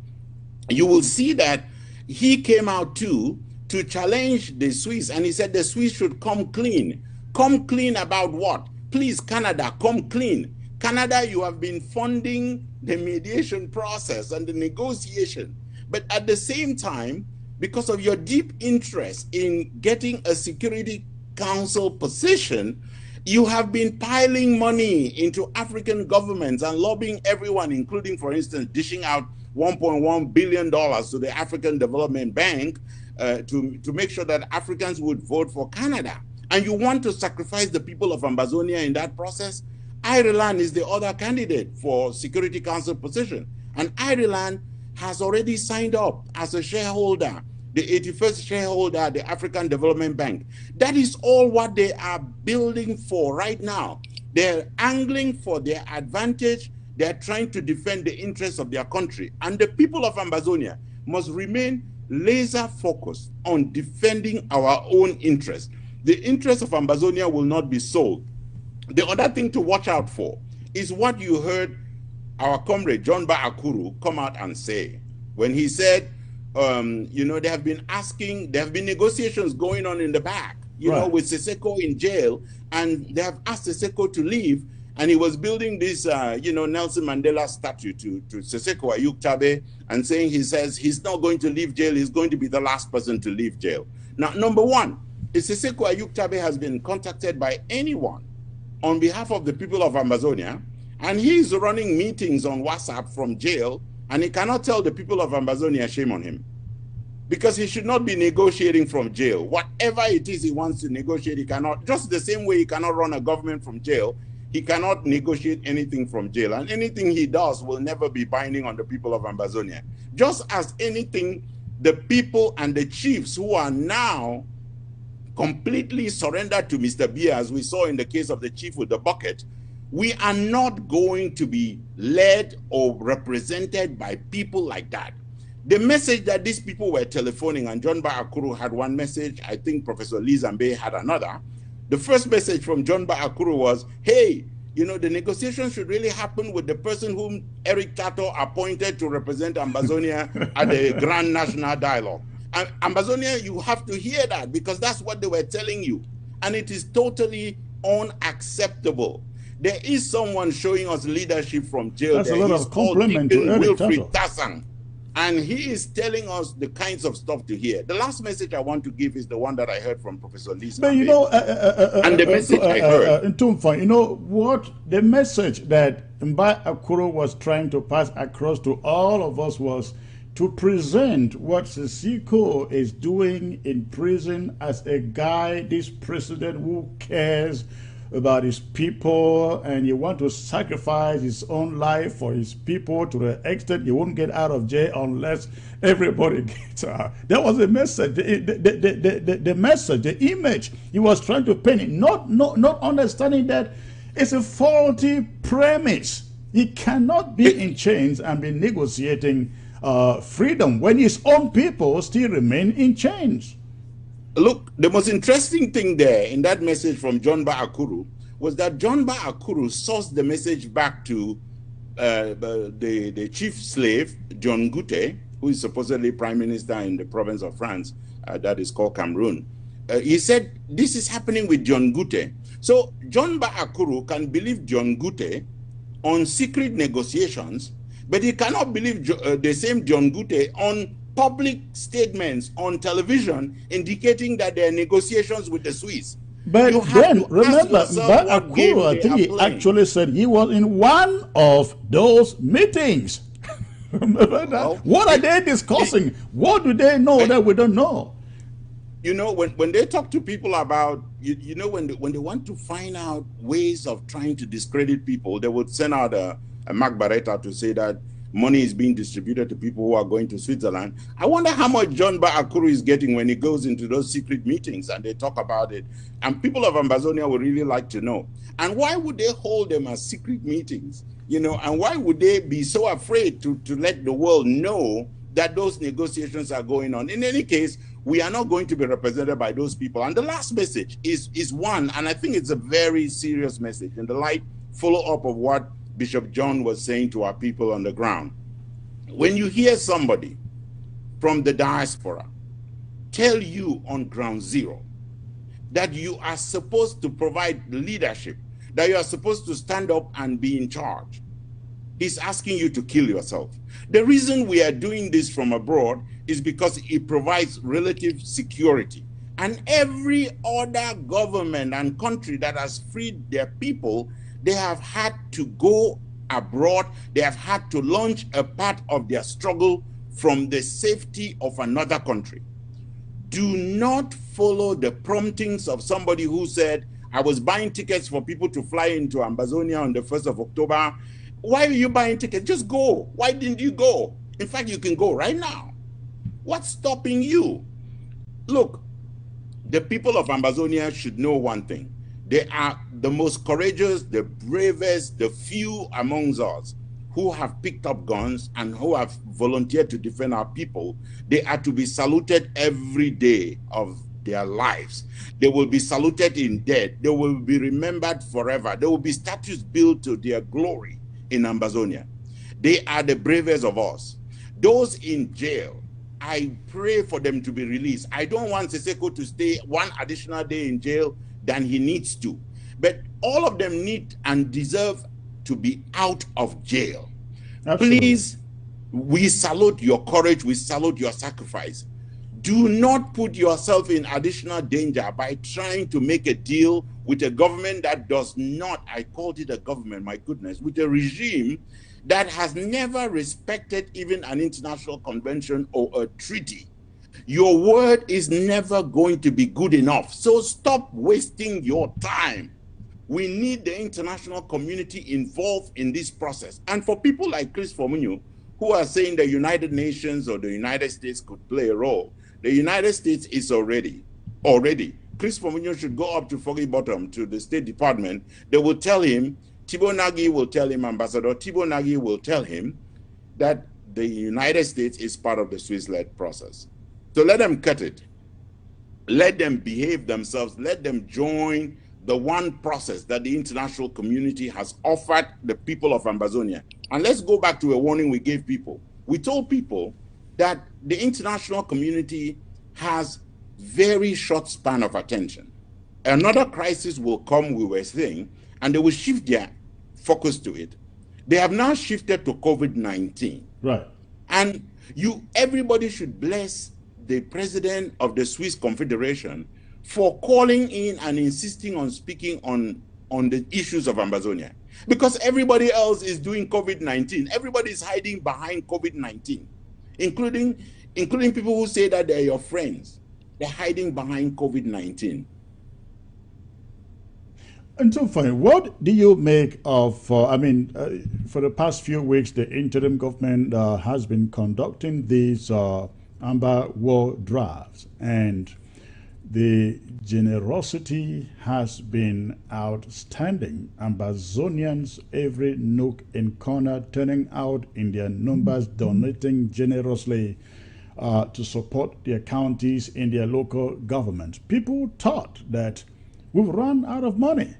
But looking at seeing what we see with these war drafts, what do you make of that?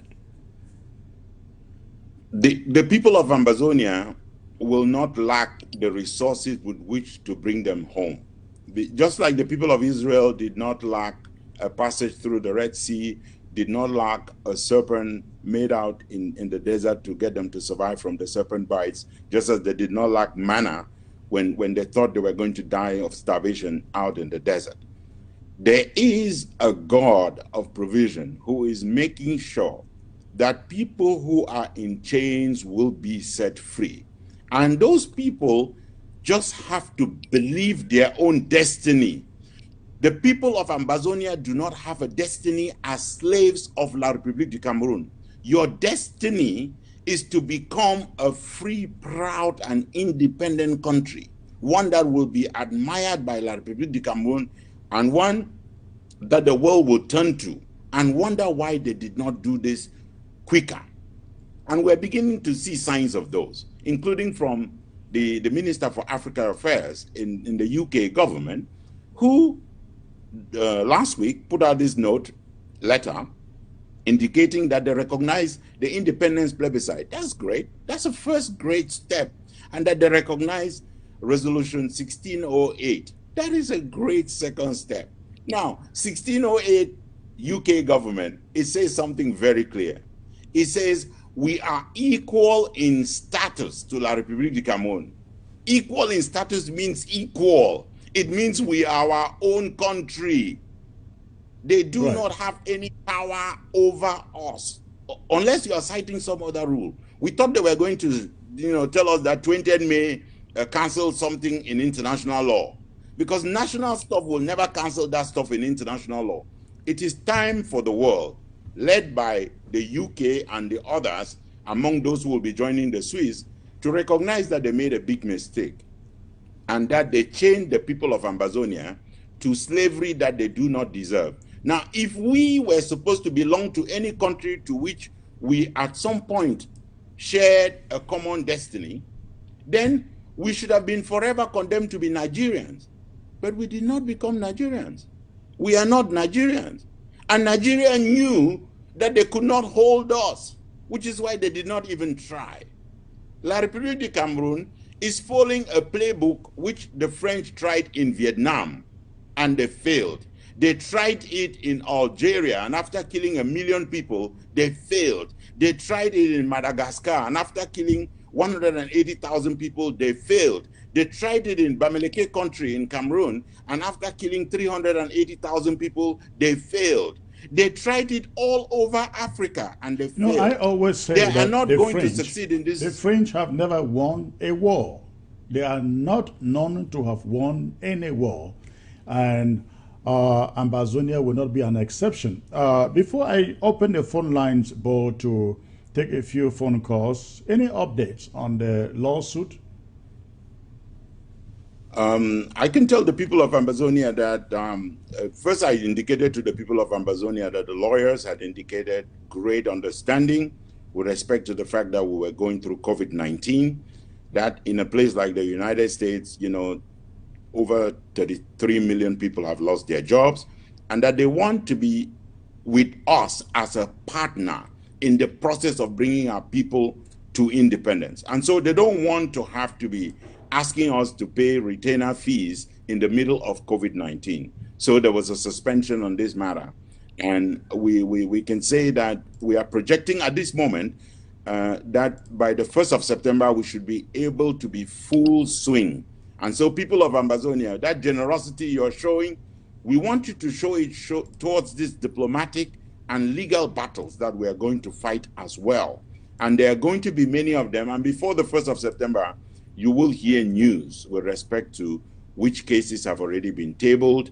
Of course, Chris, you will be one of the first people to hear if you are not there in person. Thank you. Thank you. We will open the phone lines for a few phone calls, and I would prefer to take calls from ground zero, please. I would prefer to take calls from ground zero. Let me see if there are, the phone calls are coming in place, ladies and gentlemen. I prefer phone calls from ground zero, but I will take this one. I think this is coming from Franks, being the first caller, and subsequently all phone calls would have to come from ground zero. That is if they are watching. All right. Hello, sir. Yeah, hello. Hello. All right. Hello, sir. Can you turn down Hello, your television set, please, and focus on the phone? Oh. Okay, thanks. I've turned it down. Yeah, thank you, Secretary Chris, for taking my call. I'm Eric calling from the Netherlands. And now, I commend you for the good job you are doing. It's a wonderful job. And also, Tumfoni Herbert, all working tirelessly for the Amazonian people. I have rather a comment for the program you did yesterday. I just wanted to say I watched the program, about the panel. That was very insightful. Okay. And something caught my mind. This Bajul case you mentioned, that was won, and subsequently the file were lost and all. I never knew about that, but I just wanted to say that it is it will be, in my humble opinion, wise for the people who took that case to try again, because there is something happening in the world right now. The old energy, that is darkness, is dying away from the planet. So what I just want to say is, the old energy of the time where France was monopolizing all the institutions is gradually dying. You can see the cabal dying in America. That's all the setup, is the system dying down. So what didn't work before, like that Banjul case, I'm just emphasizing on it. Those people who took the case, they should try again, and I'm sure they will find that file, because what happened was France was able to do these things in the past, but now they are getting the mighty diplomacy of the French is dying slowly. You can see it all over. It's not hidden anymore. And that's why the ICC and the ICJ are able to accept a lot of cases now, because France can no longer stop everything as they did before, All right. So that's just what I wanted to say, Secretary Chris. And also, please, before I stop, I just wanted to say, I also heard you say something about the Amber TV expanding with news programs and things like that. Yes. It's a very good initiative. And I also suggest, I don't want to sound very naive, but if it could be possible to have anchor, a person, a white lady, somebody from Caucasian, somebody to assist you it could maybe raise curiosity and a lot of interest from people. That's just it was just a thought. So I just want to finish here by saying thank you very much, and thank you. Thank you. Thank you for those suggestions. We are looking into it, and the leaders who filed the suit in the Banjul, I hope they are hearing you, but I don't know if Bo has anything to add there on that specific case. I think the people who filed the case and argued it, Professor Anyangwe argued that case, so he should be able to have the files. And we also know that the wife of the great Dr. Kevin Gumne may have the files. Hopefully, we should be able to retrieve some of them, and hopefully help our people go forward. But it is also the responsibility of the court, I believe, to help our people with this. And if then that becomes an injustice in a country like Banjul, like the Gambia, which has shown great leadership in supporting people in distress, people who are being oppressed, then it may be a good time for us to start lobbying the government in the Gambia to line up behind Amazonia. Okay. Let's see. We got another caller or a message here. The phone lines are open. Go ahead and make your phone call. Go ahead and make your phone call. All right, while we expect those calls to come in into phone, we talked about the lawsuit. So what you are saying is everything is on a standby now until the corona virus thing is settled, is it? No, nothing is on standby. The only thing that's on standby is the lawyer saying to the people of Amazonia, you don't have to pay a retainer fee while everything is slowed down. You don't, I mean, these are people being honest. If you pay us now, we are not going to court. So you will be wasting money that you can use to support your struggle in other areas. So we are saying they are preparing the files. That's why I said before the 1st of September, long before the 1st of September, the people of Amazonia would have heard already the first cases that would have been filed. Okay. All right. Let's take the next caller here. Hello, sir. Hello. Yeah, Masha Krish. Yes, sir. Where are you calling from, please? Where are you calling from? Yes, where are you calling from, sir? I the call for them. I know the call place where they do one Baba Batoke, yeah. Okay, what is your contribution, sir? Yeah, thank you plenty, Mr. Chris. Thank you very much. With the sham and with the crap on a plenty, and we say thank on a plenty.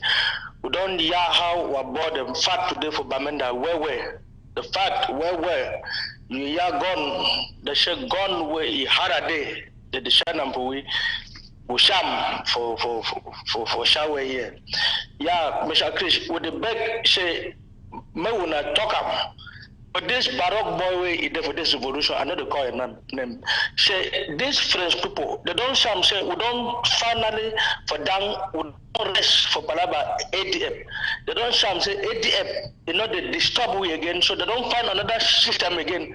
With the year say that they talk say some different army in the camp down again, say national army. This one another sense again. These French people get sense plenty. Now another sense again now for bring another people for kind of disturb say again with the father worship again with the father worship. I dey talk for any people with different down for say if you go for anything again say I don't say may they catch them. May they catch them where we no one hear nothing for down again. We don't rest.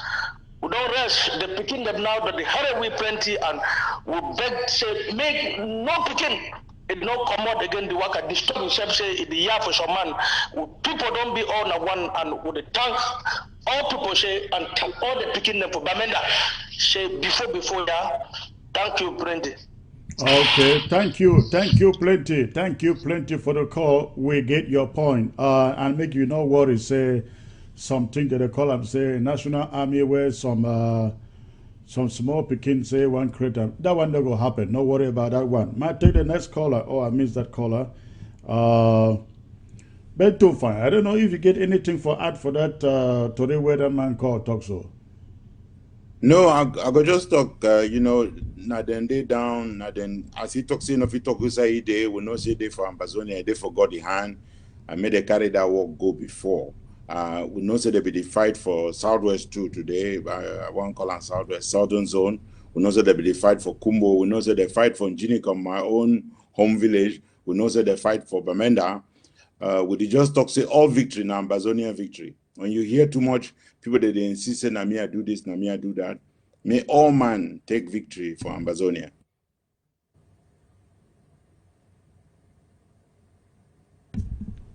Absolutely. Let's see the next caller here. Hello. Hello. Hello. Hello, Secretary. Yes, sir. You are live. Where are you calling from, and what is your contribution? 1 minute, sir. Yes, sir. I'm calling from Switzerland, sir. Last time that I called to talk to Mr. Topong, you refused passing my question through. But you know, you are an able secretary. I try to ask my question out of your context is because you had already asked him most of the important questions, so I couldn't repeat those questions. And the question was to put aside to your last guest, that was Dupont. You remember I called? Dupont, yes, and what was that question? My question was, what was his idea about the IG? As an outsider, I wanted to know as an outsider how he looked at us or how he could give us some advice. And you said you couldn't accept that because it was out of the agenda or of the topic of the day. Well, I'm still calling because Abazonia is my land. And I'm supporting it. I don't want to go into details, but I'm doing all my best to support every initiative that is being brought up by the IG financially. I do it. So here I'm calling to say thanks to my brother, my mentor, Mr. Buhabed. I've called him severally to say he should join the IG. At times, I don't know. He said he would think over it, but up to now, I've not gotten any reply from him. But I want to say I'm happy to see him. I'm happy to listen to him, but I want him to explain to us what criteria was used to divide the British Cameroon, the British Cameroons, because if we of the South we are fighting for our independence, what about that the northern part? Is it not a problem to us? What To me, northern? it seems like somebody What? in the UN might find difficulties in accepting our independence and then leaving the northern part away. Since we don't have a boundary between the two of us, then we should work together. Or maybe, I don't know. It's just a problem Well, to the me. northern part went to Nigeria and they are not agitating, right? They are comfortable where they are, right? We are still one country because there is no international boundary between us. Yeah, We but are still again, they one. are not agitating. Bo and Tufan, you have any response to that? Thank you for the call. Yeah, I think there were two questions. The first one regards whether I'm joining the IG. I have told him before that I do all the work that needs to be done for Ambazonia. If he has Comrade Sako, he will be able to tell him. Every time all of us get assigned specific work and all of that, and we get that done in the best way possible and in the interest of Ambazonia. There will be times there will be a time when they will see what happens, and in any case, nobody decides what happens in this revolution. Our people ultimately decide. So that was the answer that I gave you last time, and I said you should not bother too much because we are all working together, and Comrade Chris can confirm that to you. Now, with respect to the other problem that you raised, now this is a very delicate problem that some people have tried to mislead our people on. Now, there is a clear difference between Southern Cameroons and Northern Cameroons. We did not get the same deal and we did not get the same proposition. Now, the countries or the sections you could compare Northern Cameroons with are with Togoland, which joined Ghana. In order to join Ghana, Togoland was not given independence. Puerto Rico joined the United States. And in order to join the United States, Puerto Rico did not obtain independence. Zanzibar joined Tanzania. And in order to join Tanzania, Zanzibar did not obtain independence. But the people of Southern Cameroons had already been bitten by the snake at the time, Nigeria, and they did not want to put themselves in a place of bondage anymore. So they insisted on obtaining independence before anything. And because they were obtaining independence, that is why La République du Cameroun, led by France and other Francophone countries, campaigned so heavily before the United Nations to try and deny us independence, because they just wanted to absorb us. But our forefathers, whom some have insulted as common primary school teachers, were foresighted. They understood what would happen if they surrendered us as an entity just integrating Cameroon. They insisted for our people to obtain independence. That is why you can get that letter from the UK Minister for Africa saying that 1608 exists. Now, if he says that we respect the territorial integrity of Cameroon, understand that that is how diplomats speak. Until they recognize our country, that's what they're going to continue to do. But in the UK, we can invite the UK to understand what's going on. So there is territorial integrity in the UK as well. But Ireland is a country. They can have their own football team. Scotland has a right to go out and do a plebiscite to become independent or not. And Scotland is only doing it because they did not have independence. The people of Ambazonia already obtained independence. So this is the huge difference. Now, Nigeria is worried by two things. Nigeria is worried by possible agitation, and they are mounting people, and La République du Cameroun is mounting people to try and suggest to the people of Ambazonia that we should link up with the people of Northern Cameroons. so that we can then start an equation that is completely unacceptable to the international community. Because you cannot agitate in the place of a people who are not agitating, as Secretary Chris was saying a moment ago.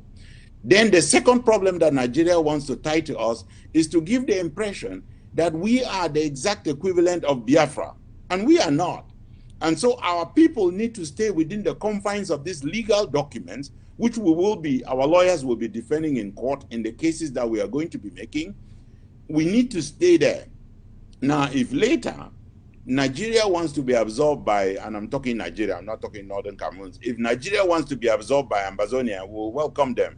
If Cameroon wants to be absorbed by Ambazonia, we will welcome them, because after all, when even the chairperson of the African Union was saying that we used to be just one country and Cameroon used to be one, we reminded him that Chad itself used to be a part of German Cameroon, and the headquarters was Biya.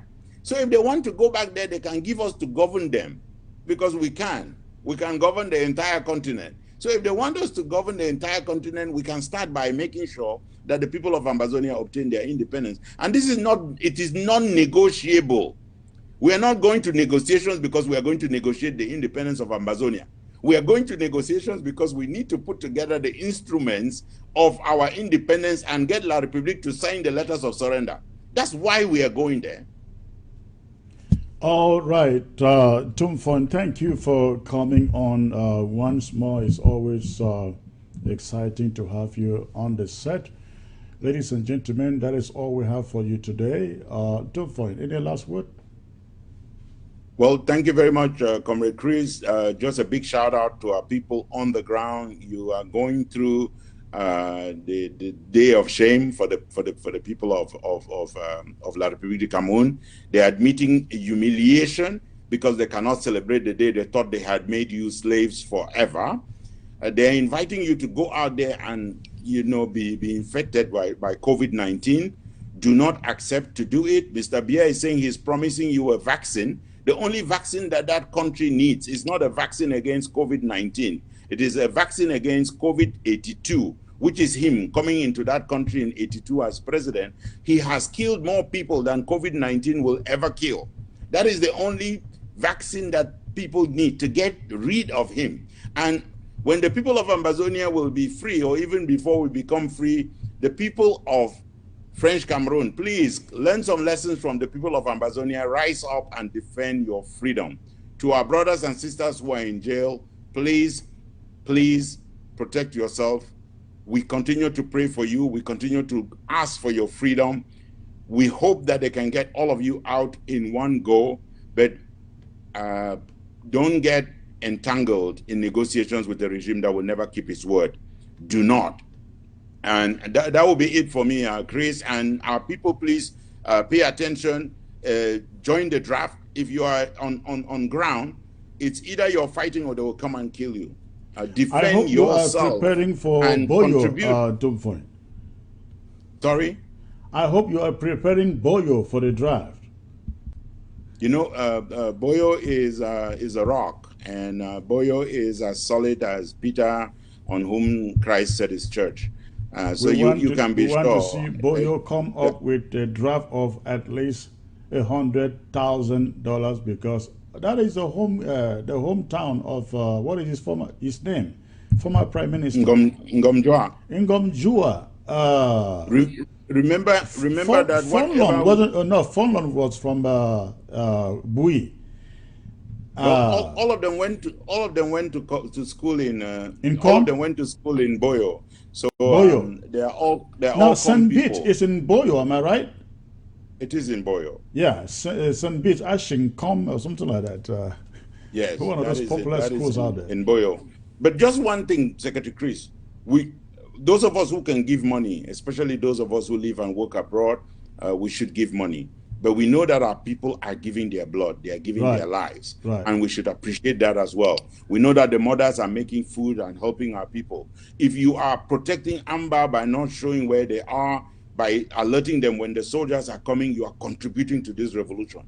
And those are dollars that we cannot count. And we know that the people of Boya and all across Ambazonia, people will be making those sacrifices, and we appreciate it. Absolutely, absolutely. Thank you for coming on, ladies and gentlemen. That is it. That's all we have for Thank you you. for the day. However, I just want to remind you of this coming weekend. Coupe Manengoba World Draft is coming up this weekend, and I really want to invite all of you to show up and fraternize with the people of Coupe Manengoba. Let us support them take over that county for Ambazonia. Thank you for tuning in, and I hope to see you. I hope to see you again, God willing. God willing. Tomorrow. Good night.